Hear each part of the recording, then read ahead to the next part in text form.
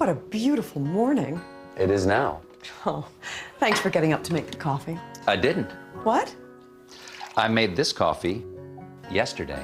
But it tastes like you made it today. That's because I used yesterday's coffee. It tastes like you made it today. That's a time saver. Yeah. Hey, if we leave now, we could catch the ferry to Grassy Point, have a picnic like we used to. That sounds great. But I can't. I gotta make tomorrow's coffee. Can't we worry about tomorrow's coffee tomorrow? Nope. The only reason why we have today's coffee is because I worried about it yesterday.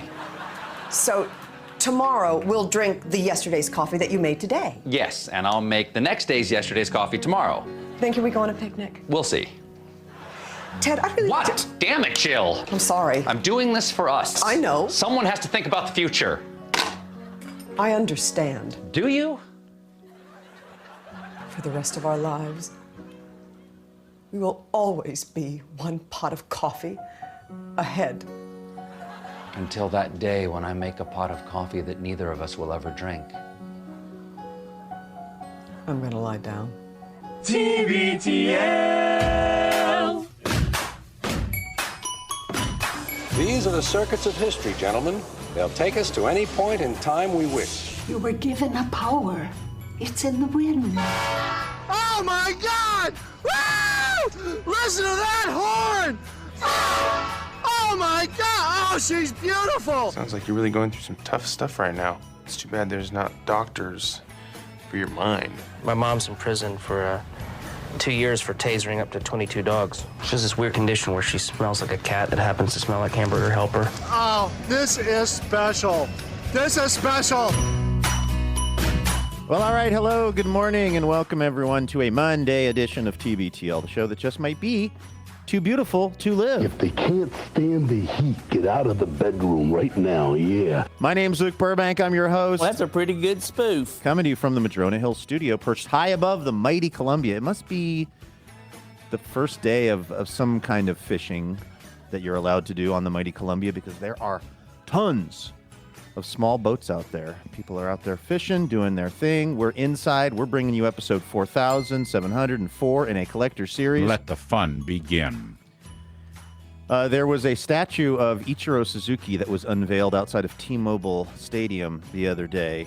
And, well, there were some issues. It was literally a major disaster.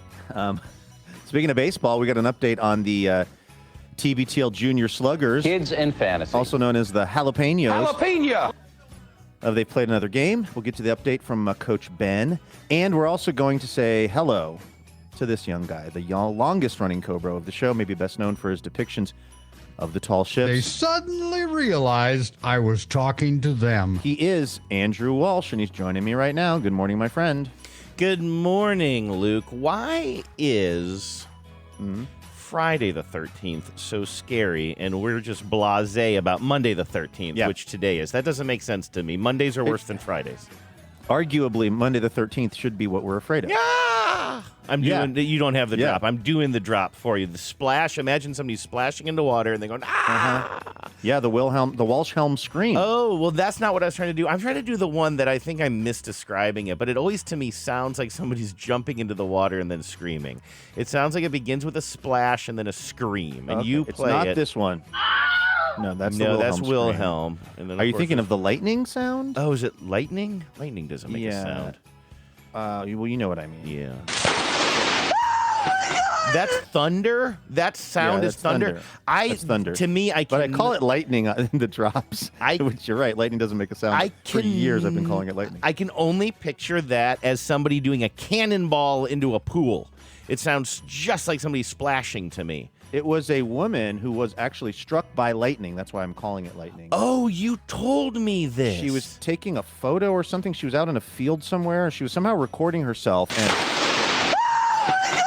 And that was the moment. She survived, though, thankfully. Yeah, but that was the moment that she was. No, we probably wouldn't know what had happened. No. But yeah, that's a woman being struck by lightning, and the sound that she made when that happened.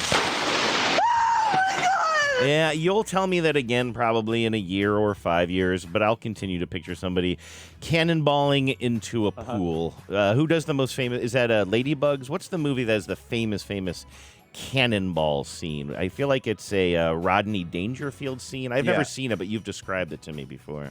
Well, this is Bill Murray from Caddyshack saying cannonball coming. But Cannonball coming. Oh, okay. But I believe at that point he's talking about maybe smoking a J with Chevy Chase's character. Or actually, it might be some weird alcohol they're drinking. Okay. There's a moment where Bill Murray, the groundskeeper for Bushwood Country Club in Caddyshack, where he happens upon Chevy Chase is playing is like he's the club pro, and he hits the ball accidentally into Bill Murray's groundskeeper shack, and comes in there and is thoroughly disturbed by the conditions in which Bill Murray's character is living. Yes. But then they start smoking some weed and hanging out, and I think Bill Murray says something like, "Hey, if you ever want to just hang out, get loose, and then I think Chevy Chase says, "Yeah, you call me, or I'll call you," or anyway.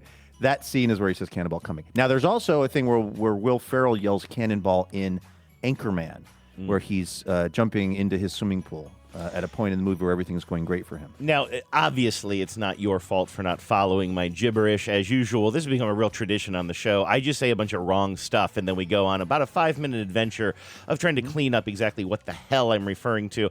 I was thinking of, not ladybugs, but a scene that I've never seen, but that you've described to me many times from Back to School, which is the Triple Lindy Oh, yeah, scene the Triple Lindy. with Rodney Dangerfield. I had to look it up here. That's how I know. But, I mean, maybe I've seen it on the show, but I don't think I've ever sat down to watch Back to School before.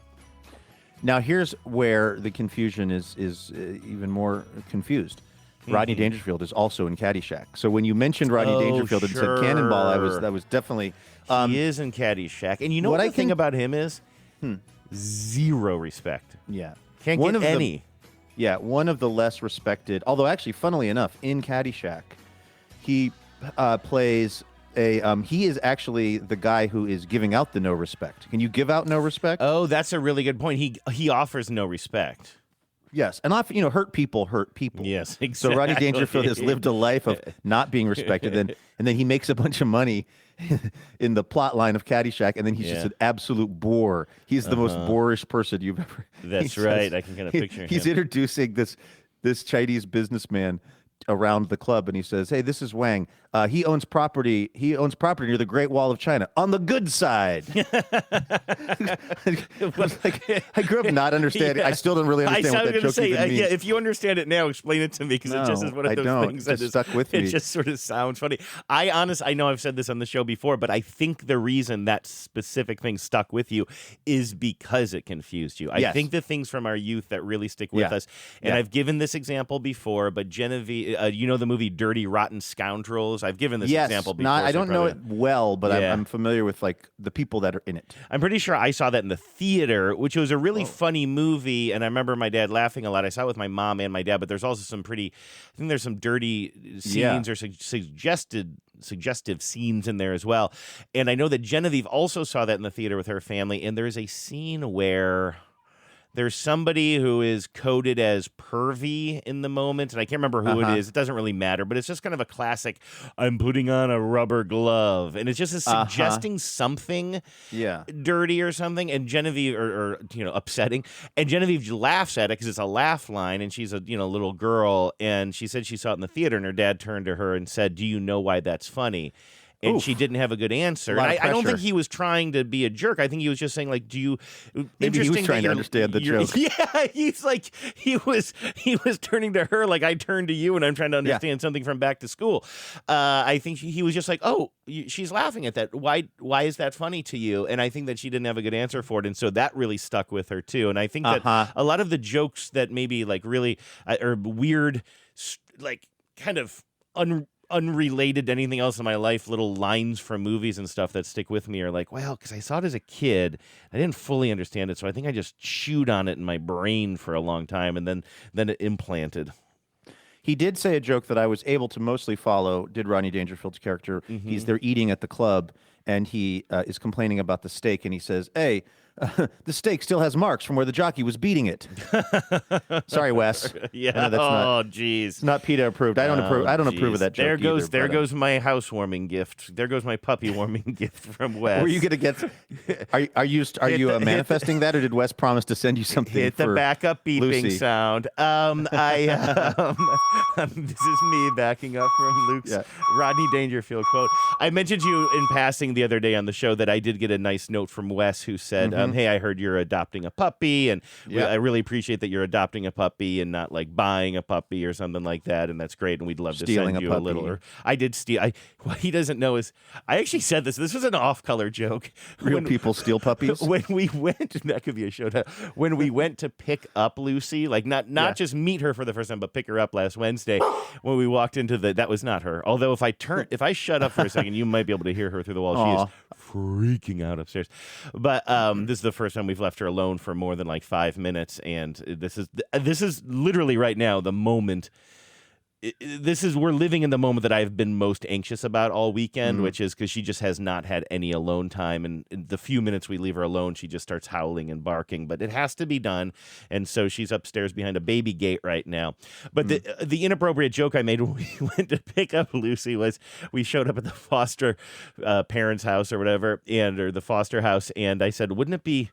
What would you do if I showed up in a coat made of puppy furs? You said to the foster parents? I did. What was the Disney movie? Or no, that's Mr. Burns. No, it's Mr. Burns. Or it's maybe See My Vest. Yes, which is a take on, I believe, Cruella de Vil, right? It's kind of a parody I think of it's that. kind of a riff on that. But yeah, she's very that Cruella de Vil, if I can, for just a moment, and then I do want to get the Lucy update.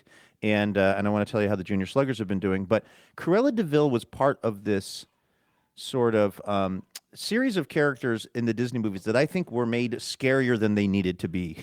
Like, Cruella de Vil was freaking terrifying.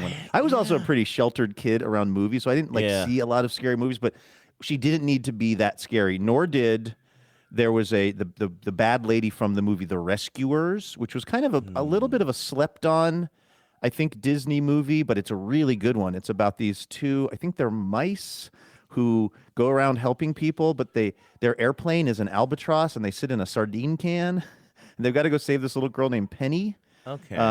And so you did no drugs in college? You're sticking with that story? Because this really sounds like a trip. I need to do some drugs and watch that movie. But they go to, I think this is all The Rescuers.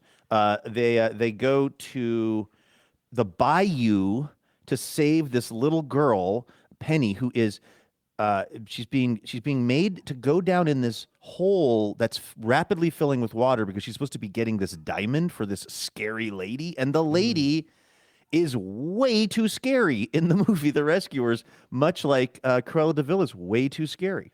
By the way, I'm looking at a cover of I got this exactly right. It's two mice in a sardine can on the back of an albatross.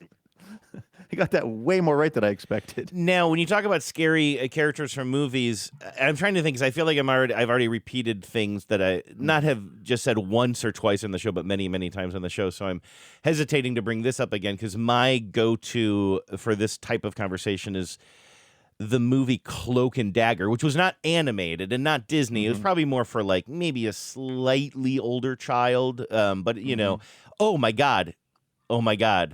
Do you know who's in Cloak and Dagger, Luke? You're drinking a Fresca. It was a rhetorical question. You don't have to answer that. Dabney Coleman. I'm just making the Dabney Coleman expression. I can't believe that Lucy escaped being named Dabney. Yeah, you've got so much Coleman on the brain. You know what? Is it too late? You're getting another dog. You're getting a boy dog. You're naming him Dabney. Oh, shoot. Regrets. I have a few. I don't know if that's how the song goes. But there's so that's a live action movie, and it's about kids. Yeah. It's very, very 80s. And there's like, like with a lot of these movies, there's like secret, government plans or secret agent plans that are hidden inside of a video game cartridge, and the kids accidentally get, swap-a-rooed, and now the kids are in possession of this very valuable thing that bad people are trying to get. But at one point, this kid, the main character, as I remember it, which I'm going to get some details wrong here, but he's in the back seat of some car. He kind of gets picked up by these two older adults. Sorry, no, I'm just like living in a goddamn menagerie. Now Bingo's walking on my board. He's not even supposed to be in here. He's not even supposed to be in here right now. But everybody's schedules are all are all messed up. But anyway, he somehow gets scooped up by this, what looks like sort of a nicer older couple, maybe in their 60s or 70s or whatever, kind of a blue-haired, white-haired lady or whatever. But then it becomes pretty clear that they're kind of menacing, and they're menacing this boy. And then I believe the woman takes off her white glove, and she might be missing some fingers. She might only have like 2 fingers and a thumb or something like that. Terrifying, Luke. Absolutely terrifying for me as a young kid. But then she puts a glove on the other hand, which is sexy. And then she does, and it's like this kind of lacy, hey, do you know why that's funny? Madonna-esque thing. Yes. Oh, I didn't even get your reference. No. To answer your question, no, I did not know why that was funny. Oprah. By the way, I'm watching the fried potatoes. No, you don't, Oprah. I'm watching this a little trailer for Cloak and Dagger. I didn't realize it's got Henry Thomas in it, the same kid from E.T. Oh, what right. What a time to be Henry Thomas. And man. I know, that kid was killing it. And I know this has come up before because of this exact. I always think like that was one of those moments as a kid where I was like, that is so scary. But I really like that movie, and I think it came up on the show maybe several years ago now because I think I rewatched it. I think I was feeling nostalgic, and maybe sometime in the past 5 years or maybe longer than that ago, I rewatched it and I talked about it on the show with you because it remains scary as hell. Like I remember thinking like, no kidding, I was scared of this. It goes too hard, like you said.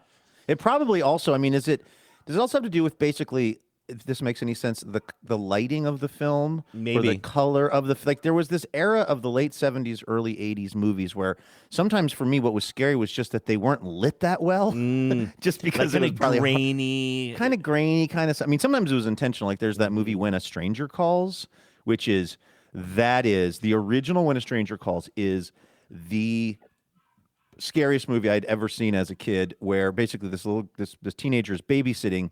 And this guy starts calling the house, and he says, like, have you checked on the children? So babysitter comes over to the house. Oh, you've told me about the parents have already put the kids down to sleep, and she's just supposed to hang out in the living room and just wait while the parents get dinner or whatever.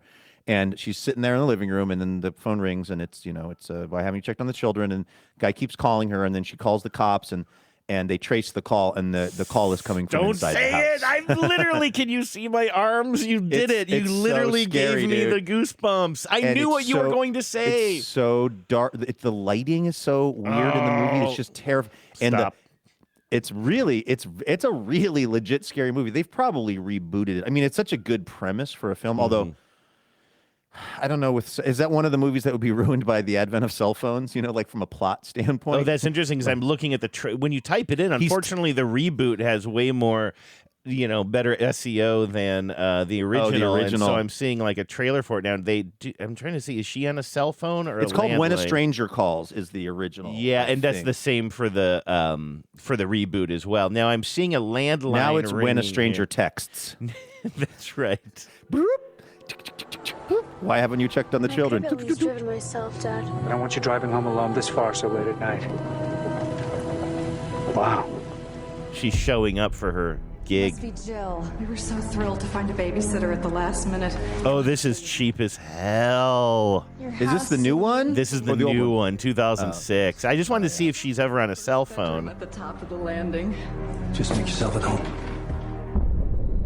But this feels so 2006. I didn't know that 2006 had a vibe. It does. She thought. Wow, the original When a Stranger Calls made for $1.5 million and it earned $25 million. Wow. Yeah. So this is very landline based, even in 2006. This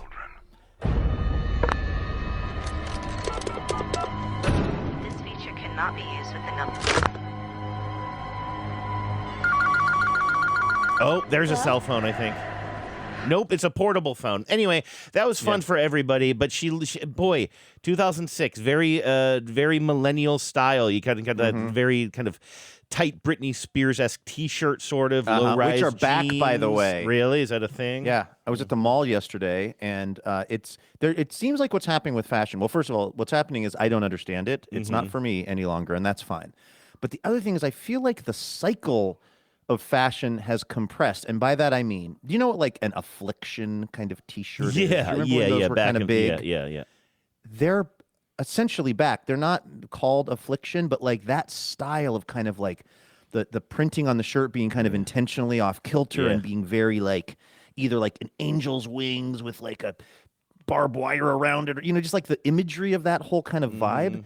It's totally back. And I'm like, that needed to be on the sidelines for longer. Yes. That was, Affliction, you were on a 20-year timeout. What are you doing back? Unless has it really been 20 years? Maybe it has. I was struck by how many things. And yes, a lot of the young people, a lot of the young women at the mall were dressed very much like they could have been in a Britney Spears movie of the 2006 era. Yeah, kind of like sort of, I don't even know how to describe it, but kind of like hip hugger jeans maybe, but like a sort of tight t-shirt, kind of thing. It's like, it just feels like it's the early 2000s again. I guess that's what happens because that was 25 years ago. I guess that's how cycles work. Now, this might be from that era because, I mentioned the low rise jeans. Is that the right word? Or are the low rises You are talking to the wrong guy. But you know what I mean? The 90s, the pants that a lot of women wore that were they kind of sat down, like lower down on the hips or whatever. I think you're right. I'm Googling low-rise jeans because this is just killing some of the listeners. Oh, I know. I'm Especially seeing millennials. Like, this is their the culture. good news is we don't have any of those listeners. Yeah, no, exactly.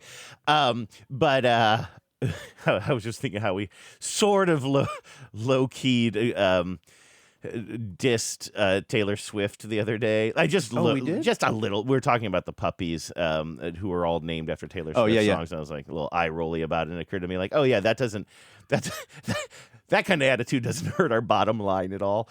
That's just the Taylor Swift loving millennials in our audience. They don't make up like 90% of the audience probably, but I can't. Oh, I know. I remember. I think it was Us magazine. It had like the stars. They're just like us and other things. I think Genevieve. I love that column. I love that magazine. And Genevieve had a subscription to that. Her and her roommate did in the when I was dating her in the early 2000s. I'm surprised you liked that magazine. It was great because it just knew what it was. It just knew what it was, and it was funny, and it was snarky, and it was just like I loved that she got it, and I would read it, or at least flip through it or whatever when I was over there. And I remember one time, so this is the era of lower jeans, wearing them lower on your hips, and they showed a picture of Mariah Carey, and she was wearing high-waisted jeans, like Obama pants or something before we called them that.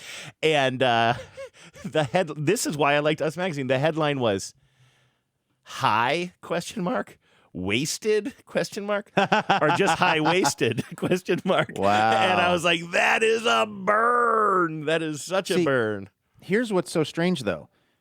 Both of those styles are in style currently. So we went to a little housewarming party on Saturday, Becca and I did, and there was a number of women at the party, very stylish, who were wearing very high-waisted jeans, which is in style. Mm-hmm. Then we go to the mall yesterday, and there's a bunch of people that are wearing very low-slung jeans. So at the same time, I mean, both it seems like it used to be that one or the other would be in style, but now they both seem to be in style at the exact same moment. I take that as a good sign because in the parlance of social media these days, we can hold two ideas in our head at the same time. I think really what I think it is overall with fashion is more than any time that I remember in my life, it really is anything goes. And I'm not saying that as a negative. I mean, no, that's great. I really think that it's just kind of, whatever you want to do is do it. And I don't understand it all. God, we were in Nordstrom.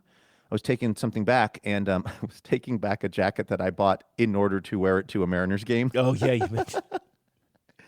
I was like, it was colder than I thought it was going to be for opening day. So I got a jacket, and then I left the tag on it, and I was very careful eating nachos. I was telling you this off air. I kept saying to Becca, I don't bring the nachos to me. I go to the nachos. Mm-hmm. So I was like bent over the thing. But anyway. Ironically, that was the same game where you got into an argument over somebody who's famous for talking about tags and popping them. I did have a Macklemore-based argument. But anyway, so in the mall yesterday, we went to Nordstrom. I was taking the coat back, and I don't understand, any of the things they're doing with the they're selling these T-shirts that just have they really look like a T-shirt you would get for free for doing an escape room or something. Their intent, it's real graphic design is my passion, and obviously it's an intentional thing. But they'll just be weird, like weird blocky writing on the. First of all, the big brand is called Fear of God. You get these like 8-year-old kids walking around with Fear of God T-shirts on. That's funny. Just like that was just what a are we- concept in our house. That was that was Precisely. really drilled into I'm me, like, to be listen, honest with I was raised in this, and was not fashionable when I was a kid. But yeah, that's like the big brand right now is Fear of God, which everyone's walking around with these. No offense, but just dopey looking Fear of God T-shirts and stuff. But that being said, it does really seem to be the case that anything goes, and of course I support that. It does mean that it means that I'm even more confused about what's going on. Because when there's a set of rules, then I know if people are obeying the rules or not. But we seem to be in a post-rules era with fashion, which of course is a better situation, but it leaves me even more confused by what's going on. It should be freeing, but instead it's overwhelming you like a cat that goes outside for the first time. Exactly. Great segue. How was the meeting, by the way, of Lucy and Bingo? Oh, that's been going really well, in fact. So I think was Friday going to be their first? I feel like or maybe it was Thursday, but I don't feel like I got the full update on how their relationship has been. Yeah, and I'll be okay. A couple of things. Talk about having several ideas in your head at the same time. I don't want to go overboard on this because I worry about a little bit of Lucy tedium if I get into all the ins and outs of Luke this Junior puppy fatigue. yeah, that's right. I'm used to Luke fatigue, but this is a whole new thing. It's a whole different category. So I want to be somewhat considerate to the audience that doesn't care about this stuff that much, and I also will say that it's just been a kind of a brain scrambling weekend and ever since we picked her up on Wednesday, just like weird sleep schedules as we're trying to puppy train her and get potty train her and get her outside, and all this stuff is just kind of like I can't tell what's up, what's down, what's blue, what's red anymore. But if you want to talk about politics, we can do that as well. Absolutely. But anyway, I think she's a libertarian. Is what I'm getting at here. But anyway, so when last I talked to you, she was basically in one room of the house behind a baby gate at all times. And at some point, I just walked in and Genevieve had taken down the baby gate and she said, it just felt like time to me. And I was like, all right, sounds good to me. When she was in that room with a baby gate, she could jump over Bingo could come in and out, and that way he could go in and say hello to her, and then if he got overwhelmed, leave. And so he would do that. He'd come in, they would sniff each other a little bit, and then he would leave. And then by I think Saturday of this weekend, certainly Sunday, they're just like chasing each other around in an incredibly playful way. I mean, there was I guess there were 2 times. Okay, Bingo's walking on the board now. We'll see. He's trying to get away from the yelping sound. Can you, if I stop talking for a second, can you hear this? Yeah. Oh, yeah. And as you and I both know, things are always so much louder in the room for the person who's hearing the noise than for the other person. Yeah. So if I'm hearing it, that must be pretty loud where you are. It's giving me a lot. It's giving me some anxiety, but I spent all weekend knowing like this was going to be the thing. She hates being alone, and there have been a lot. Would bringing her in the studio be a non-starter for a variety of reasons? It will be. I mean, my goal with this dog is to be my ride or die. I mean, I hope that she will always be by my side and in the studio at some point. We are not there yet for various reasons that, again, I don't know how much we want to get into it. But right now, she just has way too much puppy energy, and she finds things that she shouldn't be chewing on that you think, I've cleared everything out of this room. There's nothing that she can possibly get. And then the next thing you know, she's chewing on the cap of some pen that Abraham Lincoln used and left somewhere in North Seattle. Like, I just like, it's just and so I can't bring her in here where I just have a slew of cables and power cords and all this stuff. Plus, we're keeping her upstairs right now because she doesn't know how to go downstairs. She literally does not know how to go downstairs. And that's kind of good because even though the carpet down here really needs to be ripped up and changed, we're not going to probably do that for another 9 to 12 months or whatever. And I can't have her peeing on this carpet. She's not fully potty trained yet, It's only been a few days, and she's getting a little bit. She's getting a lot better. But I will say there have been a bunch of things with this kind of overall training that has been frustrating, which is or like confusing because you just don't know how she's going. Sorry, I'm distracted by a lot of things going on here. You just never can see past the moment, sort of. Like when I take her outside for the first time and say, like, go to the bathroom, It's like, well, she never has gone to the bathroom outside before. She's never been outside before. And she just looks at you and you're like, well, how can I reward you for doing something right when you're not even going to do it at all? But now it's a few days later and she's going outside and going to the bathroom at times. Yeah. And so, anyway, there's been other things like that too, like trying to have her sleep in our bedroom with us, but not on the bed, because eventually we want her to be on the bed, but we don't want her to think that she has bed privileges at all times. So long term, she is going to be allowed to be on the bed. This is a big, this is a big thing in different households. Is on the bed dogs or not on the bed dogs? Yeah, we're big snugglers, and she's a big snuggler. I actually think her and Bingo, I think, and this is a pretty bold damn prediction, but I think by this time next week or around this time next week, if she can calm down enough when I'm not in the room with her, I'll bet you she and Bingo will just be cuddling on the couch. Like she's kind of a cuddler. He's a big cuddler. I've seen a couple of times when everybody's all relaxed in that room, he has come in and he kind of like wanders around. He gets really close to her, and I can tell he just wants to ball up next to her. They both just have a little bit of too much energy right now to make that happen. Sure. But it was so the last 2 nights have been a little bit difficult because we have her in the room, but we put her bed in the room with us, but she just wants to be up, and she just runs. We have a very small bedroom that the bed takes up most of it, but she just does kind of laps back and forth and back and forth and back and forth, and kind of barks sometimes. And then last night she was finally falling asleep. She got into her bed. She falls asleep. So then Bingo's like, oh, sounds good. Why don't I rile her up? So he jumps into the bedroom and then keeps on waking her up and then runs over the baby gate, because we keep her in the room with the baby gate. And so I got to say, though, as aggravating as it is so funny. It is so cute and it's so funny and it's so playful. And at one point last night, they were next to my bed and they were wrestling like a couple of dogs, but neither one of them made any sounds of distress or anything. They're just full on playing like a couple of siblings. So that's going really well. And so all of that is to say, like, there are moments where we're just kind of like, how will we ever get to sleep? How will we ever teach her that you go to the bathroom outside? And while all these things are not solved quite yet, we've seen how things progress in the course of 4 days or something. So, and if it's only been 4 days, I'm really looking forward to seeing what 4 weeks do and 4 months or whatever. So things are going pretty well, but I'm a little bit, I'll admit, like I'm a little bit out of my gourd still because, got up at like 4 a.m. to take her outside, but successfully, by the way. I'm not going to get into details here. Luke, the only thing I don't like about this new development in our life called Lucy is how many of my conversations, text and otherwise, are about pee-pee and poo-poo. That's not who I am. I am a man of faith. And yes, you are. and propriety. And you don't like that pee-pee poo-poo talk. I do not like how much it's kind of like how much energy in this house has to do with when and if and where somebody went to the bathroom. Yeah.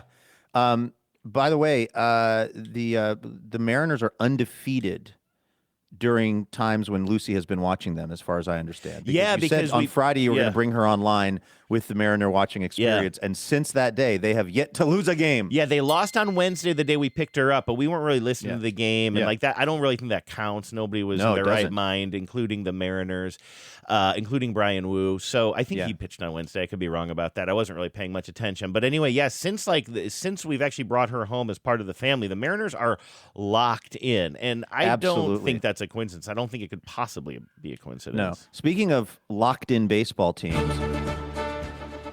I got a little update on the TBTL Junior Sluggers, that also known as the TBTL, or I should say the Parkside Jalapenos. Mm-hmm. This is the Little League team that we sponsor of the Parkside Little League, coached by our pal, Coach Ben. Coach Ben wanted to update a couple of things when we were talking last week. I was speculating on if this was full kid pitch or not, meaning just the kids are pitching, there's no help from the parents. And Coach Ben said, yes, this is full kid pitch baseball, no dads lobbing soft toss from their knees. That said, Little League pitch count rules, especially with tight turnarounds, mean I'll typically limit pitchers to 1 or 2 innings early in the season.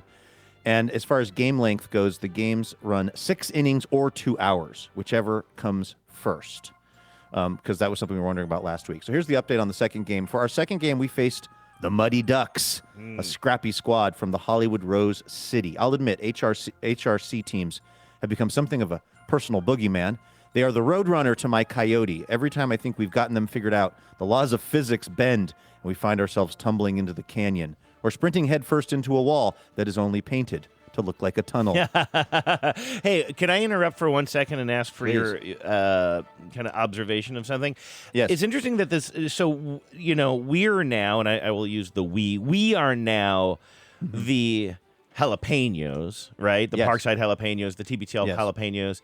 And we're playing the Muddy Ducks. I can't remember the name of the team we played last week, but I'm wondering, as these players are getting a little bit older, are you sensing a little bit more maturity in the names, that we don't have to, everything doesn't have to be, as you say, the fire-breathing scorpions or whatever, that we're kind of like, oh, you know what, a Muddy Duck. That's not a fierce creature, but it has character, and same with the jalapenos. I like Muddy Duck as a name, and I love jalapenos, yes. Yeah. So maybe we are seeing a certain maturity from the kids. They are playing the Chicken Jockeys next week, so I don't know what that means. But let's see. Armani took the mound for the Jalapenos, one of the smallest players in the league, but packed with grit, speed, and competitive fire. I've seen that competitive fire firsthand, Andrew, and it's competitive. In his first start, during which he insisted on standing fully atop the rubber. By the way, Armani... Nice. Game recognized game. When I threw out the first pitch at a Seattle Mariners game, much to the consternation of everyone involved, I also stood on the actual rubber. They did not want me to, but I was like, this is the only time I'm ever going to get to do this. I'm not standing on the grass and soft tossing it in. I'm checking the runner at first. I'm balking. I'm absolutely destroying the pitch clock. I'm doing everything wrong.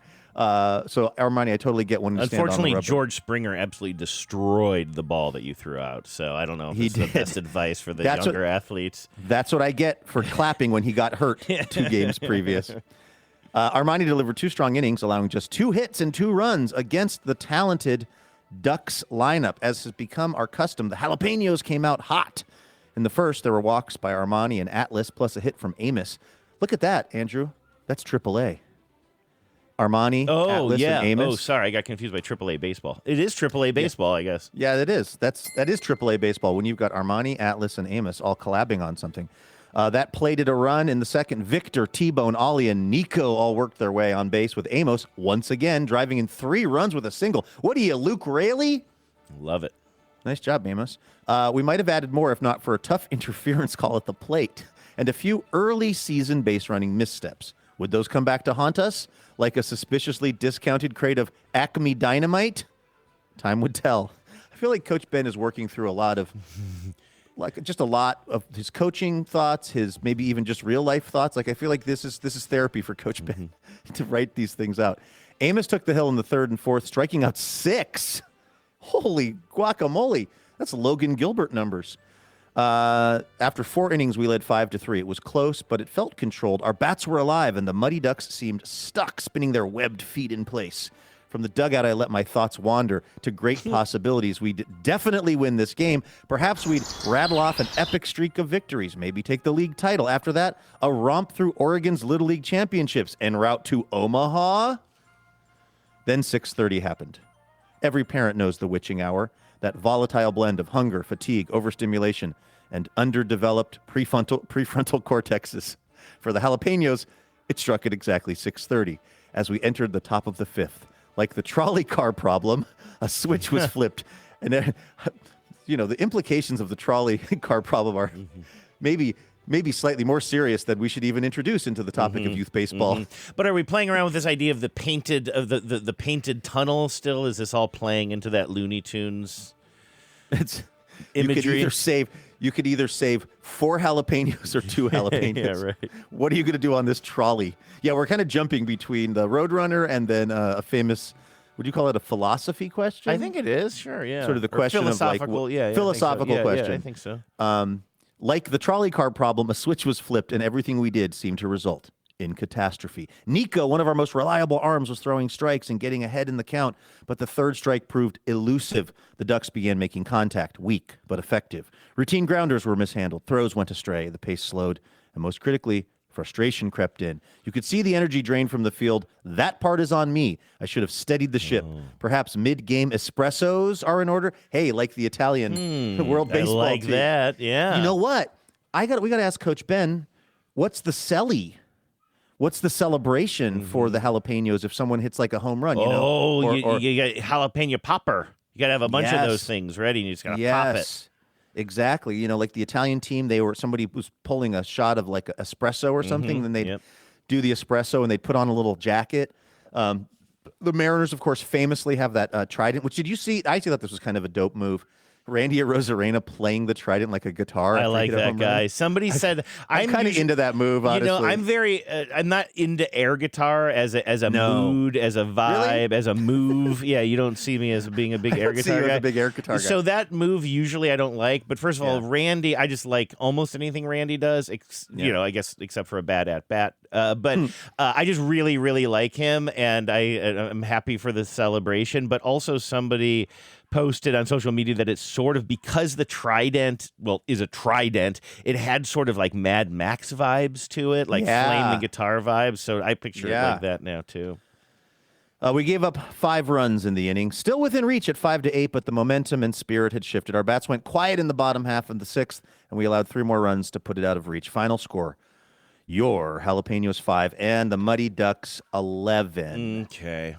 All losses sting. This one lingered because it was a game we could and probably should have won. We were the better team. But as I remind the players, it's not how you start, it's how you finish. That's the lesson we'll carry forward. Hustle pins went to Armani and Amos for their pitching, and to Nemo for tenacious defense and a relentlessly positive attitude. The Jalapenos return to interleague play on Saturday. That's already occurred, actually, as we take on the Parkside Vipers. What do you think about Vipers as a name? Do we remember the Vipers from last year? I kind of have a vague memory of that. Yeah, they're sticking with it. I have a good... At least they're not the Fire Vipers.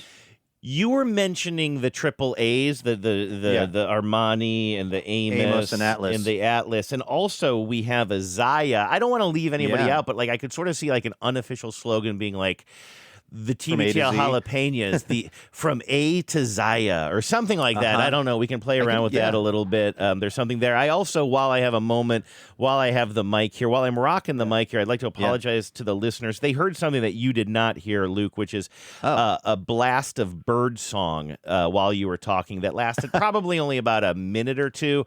But again, Bingo being a little bit out of sorts. He's fine, by the way. He's enjoying all of this. He got a new friend. Like I'm not worried about him losing attention from me and V's or anything, but everything is just topsy-turvy right now. And so he's in my studio and he thinks it's birds time. And he was watching you like you're a bird. And no offense. Should I put on an outfit? Yes, if you could dress up like Paul Simon in that famous slinky in that famous SNL Thanksgiving sketch. Do you remember that one where he dresses up like a turkey and just sings one of his really melancholy? What's that really melancholy?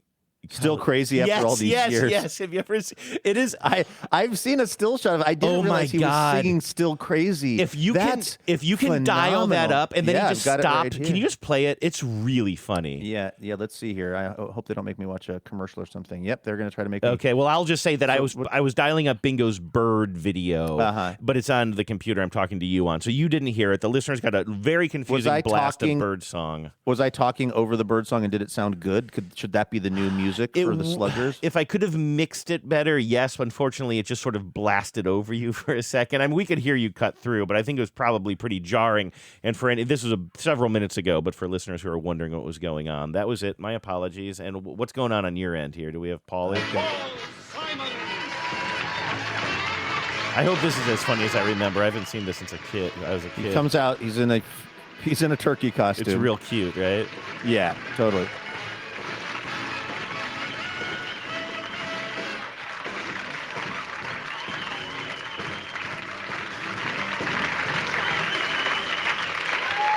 I'm going to try to cut to the part where he's singing. And we talked about some old times, and we drank ourselves. I love this song, by the way. Still crazy after Great. Let me hold on a second. Hold on. I want to start that over because there's a moment where he's like talking about he's mad at Lorne Michaels for forcing him to do this. I don't know if it's the beginning or the end, but that's kind of the good I'm just part. gonna play. I'm gonna. Okay.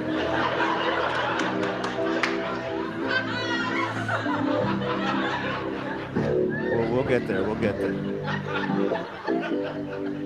I met my old. I don't think he says anything. He just comes out. He At just the looks kind of beginning? Okay. sullen. Okay. And then the microphone is sitting on a stool, and then the music just starts, and he looks very kind of annoyed, walks over and picks up the microphone like he does not want to be doing this. Okay.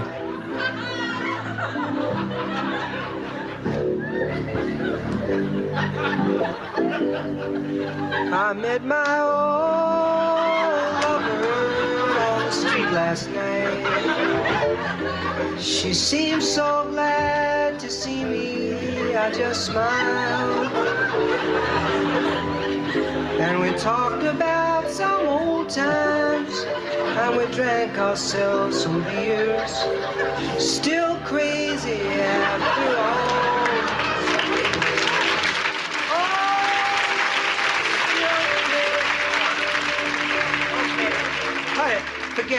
Forget it, Richard.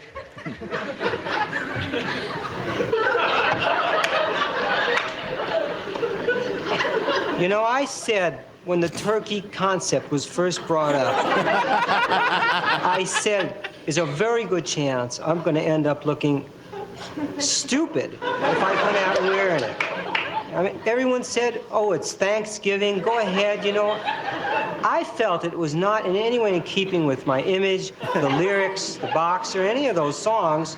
They said, hey, you know, you take yourself so seriously. Why don't you stop taking yourself so seriously for a while, loosen up a little bit, and maybe people will laugh. You want to be Mr. Alienation? You can be Mr. Alienation. Well, I didn't want to be Mr. Alienation. I don't want to. I want to be a regular guy, but I feel this has just been a disaster. I'm sorry. I'm just going to go and change. This is just a terrible mistake I made. Boy, he really kind of just fizzles out, doesn't it? Well, I have a feeling he goes backstage and like maybe sees Lorne Michaels or something. He's walking off stage. Just so that There's like 20 more minutes or 20 more seconds on the clip. You're going to say 20 more minutes. Yeah. Wonderful. You call that wonderful? What, you had a problem? It was one of the most humiliating experiences of my life. What, the band came in late? The band is fine. The band? Well, I don't understand what the problem is. The problem is I'm singing Still Crazy after all these years in a turkey outfit. Well, would you like to sing in a turkey outfit? I thought it worked great. Yeah, what do I look like? Jan Michael Vincent here? You think I'm looking good? Star of Airwolf. Okay, we'll take that, Paul. Honestly, why don't you just go change for the Yeah, next let's one, just okay? do that. Let's All just right. say it was a difference of opinion. Okay, maybe it was a difference of opinion, but I think it worked great. We'll be right back after this following message. Paul Simon gets stuck in the doorway because his turkey tail is so big that he cannot go down the hall. Lorne Michaels is not as much of a character these days on SNL as he used to be, right? Or I mean, I guess I'm asking because I never really watch it. I don't know. I mean, he's what I feel like is he doesn't have as many lines as he used to have in the early days. Like he very often he'd be in like the opening monologue in some capacity like that.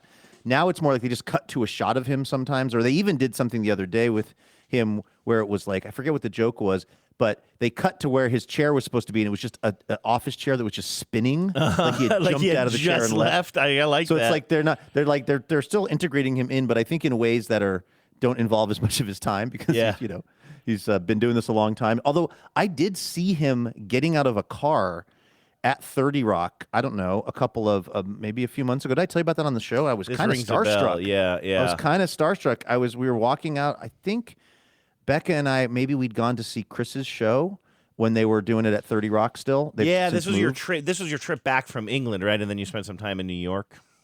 Yeah, although we went to upstate. We didn't stay in the city. That was in the Hudson Valley. Yeah. So I think it was a different trip. But yeah, we were walking out of 30 Rock, and Lorne Michaels was getting out of a car, and I was like, pretty starstruck by that for some reason, considering in my life I've met a fair number of well-known people. There was something about not being prepared, and also the fact that it's where he works. I don't know why. It was just kind of like, oh, he's going to work. Of course he's walking down this street right now because this is where he works. So. But also, gosh, I'm blanking on something I was just watching the other night, and then you see Lorne Michaels' name at the end. Like, Lorne Michaels, aside from SNL, is just responsible for I mean, I know that Detroiters? Yeah, I think that's what it was, because I was rewatching some Detroiters. I'm like, oh, God, this is him, too. Like, and, of course, I loved Kids in the Hall, and, I mean, SNL, and then all the SNL things. I mean, saying that Lorne Michaels has been a busy guy over the past 50 years is, I guess, not something that we should spend tons of time dwelling on a podcast, because it's kind of obvious. But, I mean, it is incredible that a man with that career, I think of Detroiters as still a relatively new show, last 10 years or so, and you're just like, oh, yeah, he's still just doing it and doing interesting things. You know what I mean? Yeah, He's Unbreakable not just, Kimmy Schmidt. That's right, Schmidt. Yeah, that's right, because that's a Broadway video. Liz Lemon. That's a Tina Fey show, Fey too, joint. so you have that connection. And so, yeah, it's incredible that, like, his name is still on a lot of things, but he's not just going for, like, basic, easy things. You know what I mean? Like, the Detroiters has a very unique voice. I hate saying very unique, but has a unique voice and everything. And so I applaud that he still attaches himself to the right projects. And, I mean, he picked Conan O'Brien to be the host of that show, which was a completely left field thing. Like, this former writer for SNL and, Simpsons guy, like, who had no hosting experience. And Lorne Michaels was like, yeah, he could probably do this. Like, what a random call. And, I mean, he was so right about that. I did not. I started to agree with you because I thought you were talking about him hiring him to be the head writer, because was he a head writer or was he a writer or the head writer? Either way, I didn't know that. Wait, he had a hand in picking him for late night? It was 100% Lorne Michaels' decision. I didn't know that. Yeah, Lorne Michaels was the one who said, yeah, it should be. He was in charge of picking Letterman's replacement. So Letterman, I think, had gone to CBS and vacated his NBC time slot, and somehow, I don't know, late night programming that fell to Lorne Michaels, and he was the one who said, yeah, I think Conan O'Brien could do it. And he knew Conan from when Conan was a writer on SNL. Oh, interesting. But that, again, just like, that's such a random call. There would be so many more obvious choices for that job, as Conan has talked about extensively. Yeah. Basically, the Conan O'Brien that we all know and love probably wouldn't exist in the way we all know and love him if not for Lorne Michaels, because he probably would have just continued to be a very successful television creator and writer. But there's tons of people that do that, and very few of them are then also just made the host of a late night show and then become part of the kind of, on-air community. So, and you have Mr. Peepers, you have Night at the Roxbury. I mean, the legacy goes on. That's and what on I'm. and a lot of Chris Kattan related content. Catan Kent. I was actually not thinking of Pepper. I'm trying to think of the one who's. Well, you named. It's funny because you named two Chris. I Kattan know, things. and the problem Mr. is Peepers, and he's in Night at the Roxbury. And we like Chris Kattan. I made a mistake Norm, there. You were thinking of the making copies guy. The guy that's got Yes. Rob Schneider, who's the guy just that's gone completely off the rails. Absolute POS, and I do not mean point of sale. Just absolute I love POS. my new favorite thing on TikTok is watching Rob Schneider bomb doing stand-up comedy at conservative conferences. Oh, wait, he's bombing in front of conservatives? Yes. They'll send him to like CPAC, and he's so bad at stand-up comedy that even these are like-minded folks. No one's laughing. He's just up there dying at like CPAC. It's very satisfying to watch. Gosh. We was hoping for some razzle-dazzle. Razzle-dazzle. That's right, man. Razzle-dazzle. On your mark. On your mark. Get set. Get set. Now ready. Ready. Go. Everybody razzle dazzle.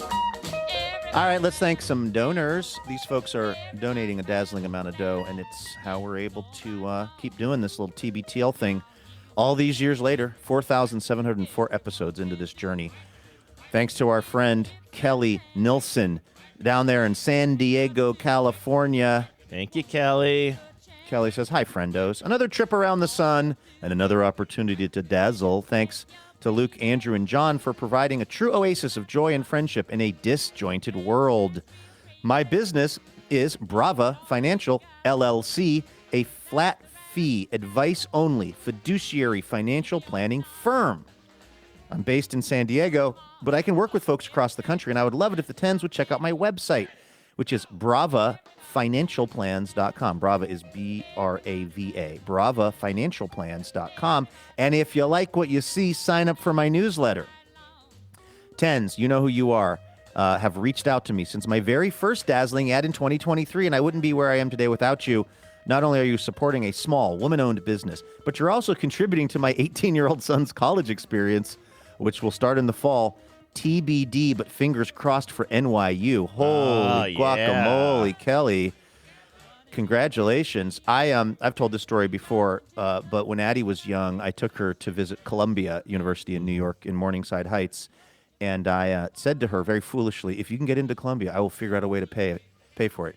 And I spent the next 4 years white-knuckling it. Just absolutely trying to undercut her academics at every turn. opportunity. At every just sabotaging the system. She would say, "Oh, hey, Dad, can you run this paper into the school for me?" I'd say, "Sure," and she would be beautifully typed out. It'd be a nice little report on something. And by the time I handed it to the teachers, it would look like one of those Chick-fil-A ads where cows are trying to get you to eat more chicken. Smart, yes. Just all crayon. Yeah, absolutely letters destroyed. are backwards. Yeah, exactly. Good, Yeah, yes. thank God. So she was forced to go to Western. Yeah, not bad. No, Western was great, actually. Kelly says, if you have any questions or comments, you can email me. It's kelly@bravafinancialplans.com, and let me know how I can help. Love and hugs to all. Well, love and hugs to you, Kelly. Thank you for supporting the show for all these years. And Tens, if you would like some, I've got to get this right, flat fee, advice only, fiduciary financial planning, you know who to talk to. Talk to our friend Kelly. Maestro? On your mark. Get set. Get set. Now ready. Ready. Go. Everybody rattle, dazzle. We got to keep, sorry to cut you off, but we need to keep as many segments with bed music underneath them as possible while Lucy is in her freak out phase. You had the music underneath you for the Junior Sluggers. Nothing I love like audio spackle. So, let's do it. We've got to thank Elizabeth Tuchel, who's in Seattle, Washington. Okay, Elizabeth's dazzling donor message includes a overhead shot of Lumen Field and another shot of a street down in that area of Seattle. I'm wondering what this is all about. Hi, friendos. For my message, I'd like to honor the driver of the vintage Metro bus that was in the Seahawks Super Bowl parade. My office is across from Lumen Field, and we can see the tunnel entrance that leads onto the field. After the ceremony, the bus was one of the first vehicles to leave the stadium for the parade, but due to stacks of plywood in front of the exit, the bus had a terrible time getting out. I watched for 10 minutes while they made multiple attempts to get out of the tunnel while an entire city was waiting.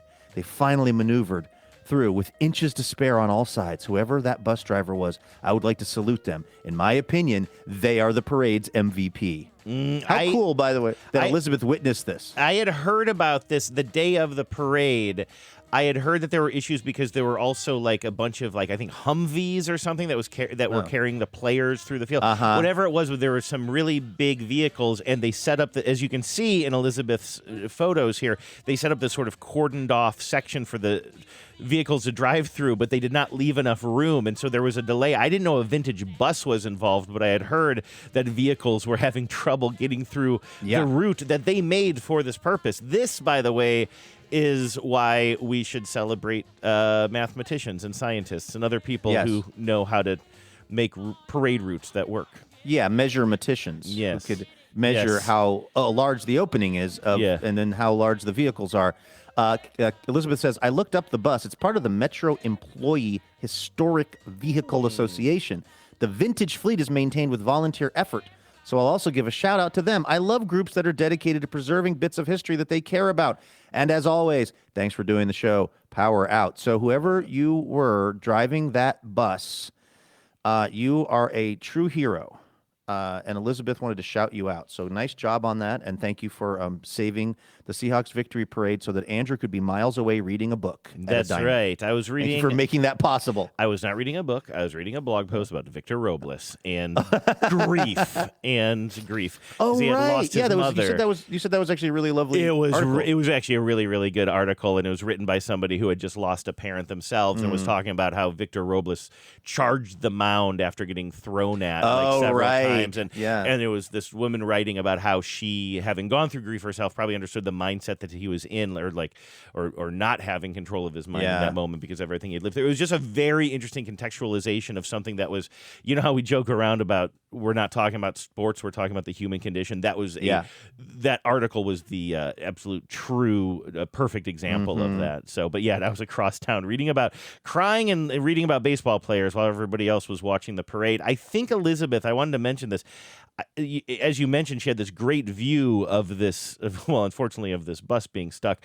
But it was either Elizabeth or another listener, too, who said, like, I get you about not wanting to be out for the parade, like, and chanting Seahawks and all that stuff, but wanting to still witness it or be a part of it. And these folks who have these views from their offices, that is the perfect cheat code for this. I love it so much. Yeah, exactly. You can be watching the parade and enjoying it, but not feeling in any way obligated. I told you when I was at the No Kings March, I was like happy to be there, but also didn't feel like yelling, and I felt bad that I wasn't being more helpful. But I was like, I would have been terrible at the Seahawks victory parade because you start yelling, you start doing that Seahawks chant, and that's a number one way to have me disengage from the discourse. Exactly. Anyway. Wait, let's just test it off. Let's just test it here for a second. C.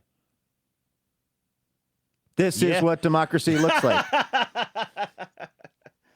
Thanks, Elizabeth. Okay, we'll keep this really short. Okay, cool. You want to do top stories, though, right? Yeah, let's do the Ichiro thing, and then we'll just call it a day because we're getting close to. That's great. Yeah, and I mean, listen. Whatever's happening is happening. This is our life now. I don't want to kneecap the show. So no, whatever. Yeah.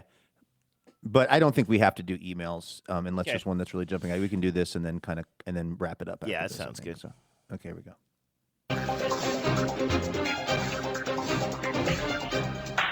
Hello and welcome to Top Story.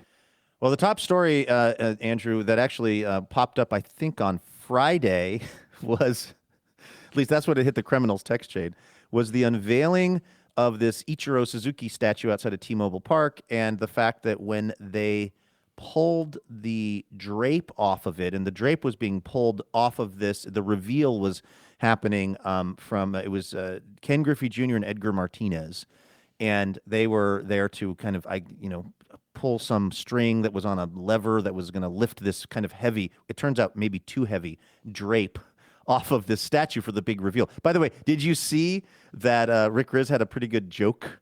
Rick Riz was kind of announcing this thing. Yeah, I had read about this joke. I did not actually hear it. I was looking for it. I'll let you tell it. Oh, I might be thinking of a different one. This was before the unveiling. Everyone's kind of sort of awkwardly trying to figure out what the move is, and you've got Edgar and Ken Griffey Jr. kind of standing by, but they don't know if they're supposed to go or not. And Rick Riz is at this little podium, and he goes, "All right, we're going to count down from 51. Oh, yeah, I did hear that joke, too. Yeah, that was pretty funny. I thought that's funny. Then afterward, I'm not going to spoil. No, I don't know the afterward joke, so you can tell me about it. But the upshot is when they take this drape off, Ichiro famously had a very unique batting stance before the pitch would come in. He would stand with his arm outstretched, sort of like a closed fist pointed right at the pitcher, holding his bat straight up and down. And this was somehow he got in the zone before, and then he would, get back in a more sort of semi-traditional batting stance as the pitch was coming in. But this sort of thing of him standing, holding the bat out in front of him is very iconic, and that's what the statue is. Mm-hmm. As the drape comes off, you realize that the bat has been, I guess, pulled by the drape and is let's just say, having some performance issues. Mm-hmm. And everybody is aghast. It's actually pretty cute. Ken Griffey Jr. just is cracking up. He just puts his head on Edgar Martinez's shoulder.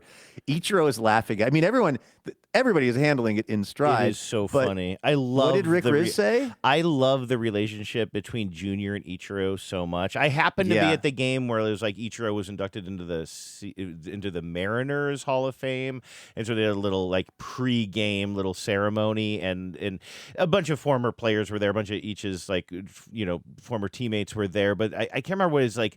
They're always busting each other's chops and stuff. And if you watch a longer version of it, you see Junior go up to Ichiro and just rest his head on Ichiro's back, kind of on the back of his neck and shoulder. He's both he feels for his friend, but also is just I get the impression, I think, laughing his ass off, just what a world that this happens in.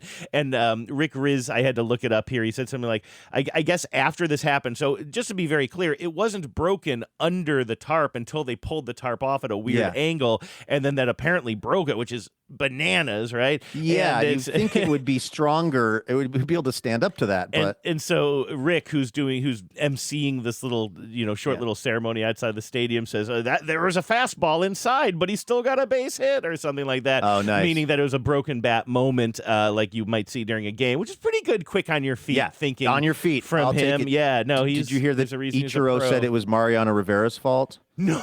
Because Mariano Rivera was famous for he broke a lot of bats. I guess I didn't know this. I didn't know that either.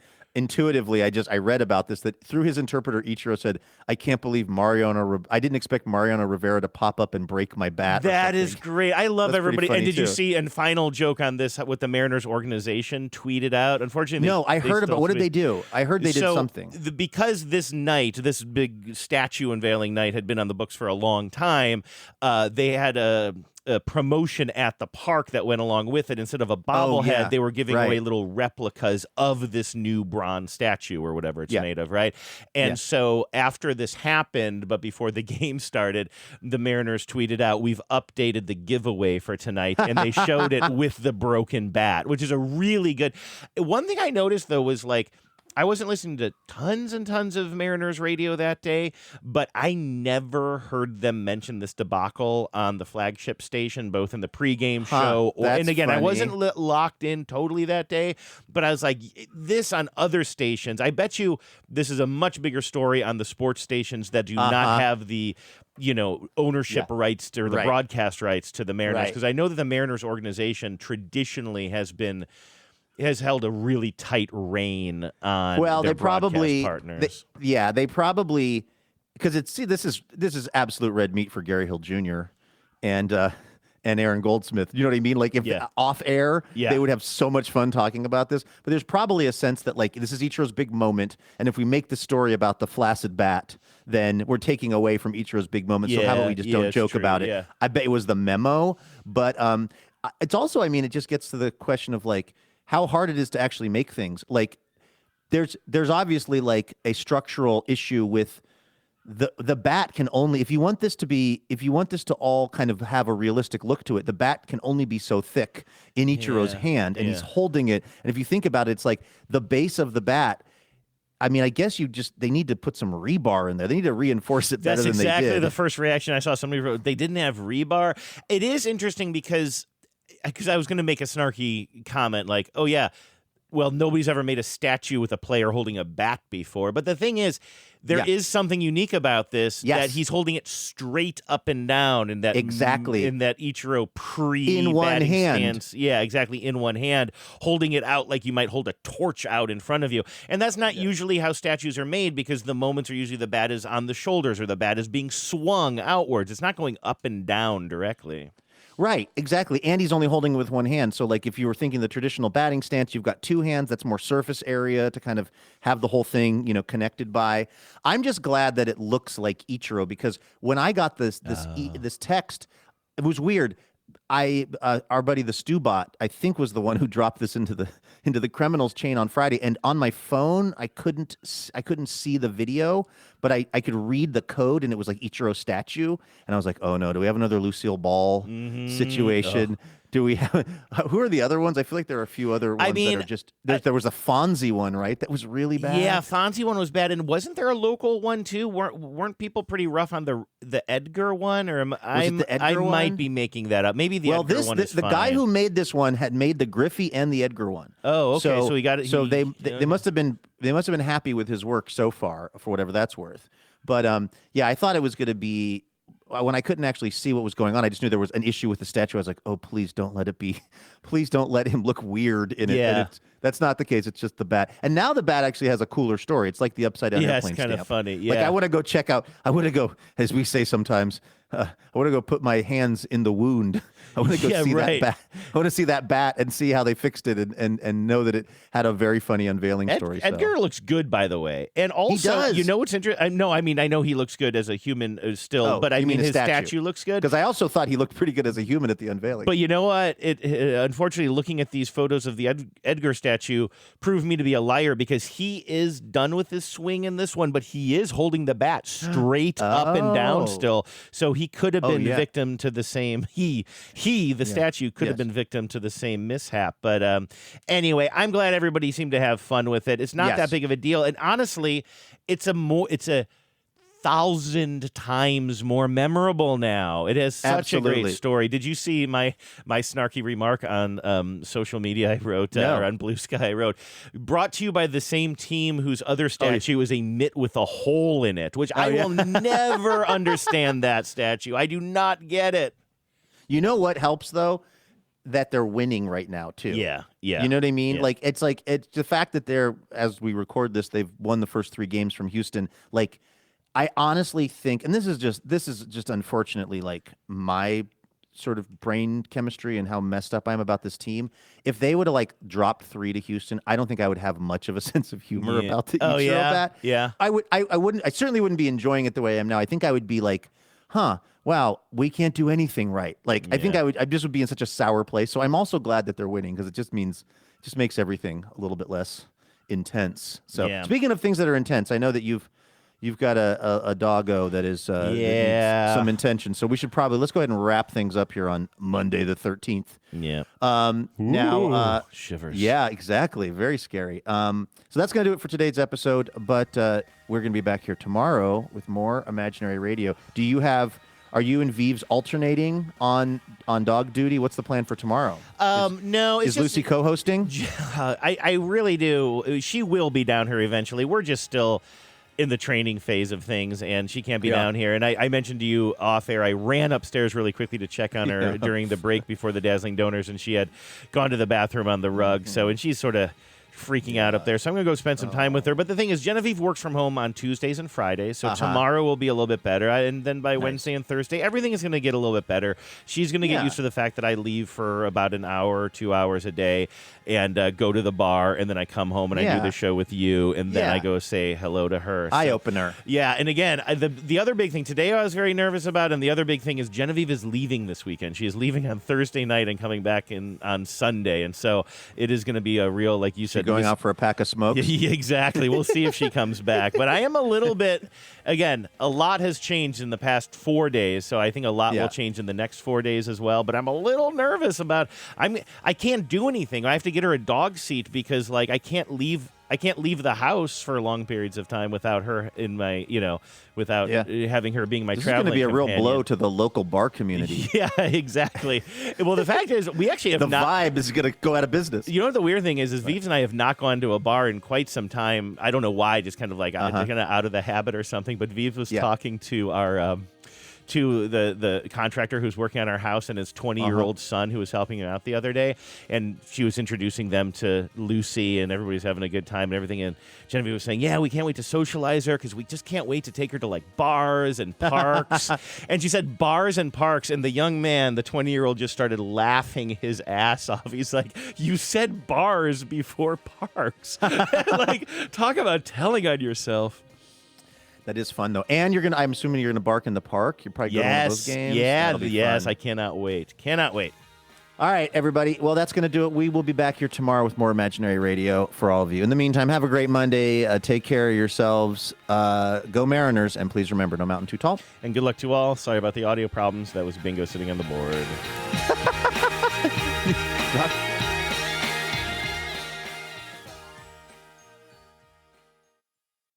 Power out.